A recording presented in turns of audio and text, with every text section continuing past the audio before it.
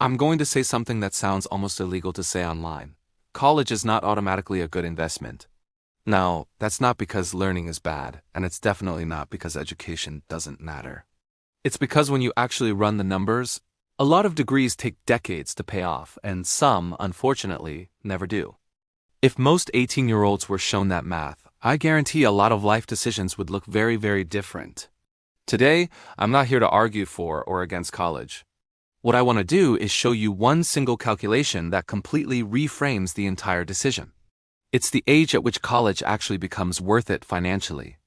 And once you see it, you'll understand why so many people feel like they did everything right and somehow still fell behind. Imagine two students from the same high school. Same grades, same town, same opportunities. One goes straight to a 4-year college at 18. The other decides to start working right away. 4 years later, the college graduate has a degree, but they also have a mountain of debt. The other person has 4 years of work experience and something even more valuable: time. Now here's the part that nobody ever talks about. At age 22, these two people are not starting on equal footing. One of them is starting below zero. Most people get fixated on income. They think, oh, the college grad will earn more. But that's the wrong number to look at. What actually matters is your net worth, what you own minus what you owe. Student loans don't just take a chunk out of your future paycheck. They delay your ability to invest. They limit your options in life. And most importantly, they eat up the most valuable years of compounding interest. Missing out on your early investing years is like deciding to skip the first few miles of a marathon and just assuming you will be able to catch up later.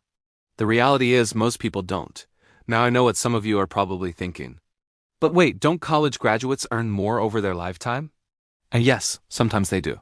But that statistic hides a massive amount of nuance. What happens is a small number of very high-paying degrees, think computer science from a top school, or medicine, dramatically pull that average up. Most majors, though, sit much closer to the middle.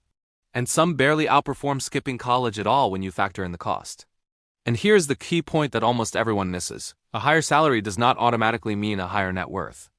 If that bigger paycheck is being offset by huge loan payments, delayed investing, and all that lost time, the financial gap closes far more slowly than people expect. Sometimes it doesn't close at all. Think about it this way. Debt compounds against you.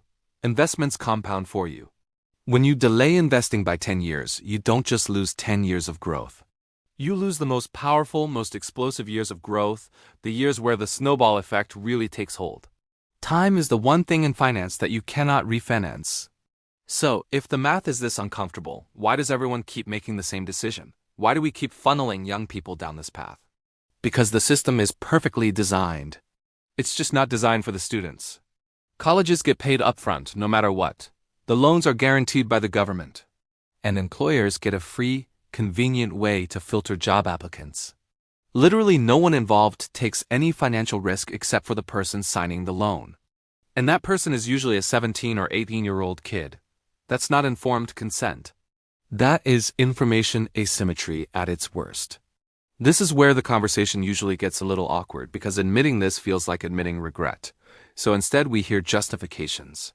People say things like, oh, but it was worth it for the experience, or you can't put a price on education. And maybe that's true for them. But just because something is meaningful doesn't automatically make it financially efficient. You can love an experience and still acknowledge that you overpaid for it. The real question isn't whether college is good or bad. That's too simplistic. The real question is whether this specific degree at this specific cost is likely to outperform the other alternatives that are available to you right now.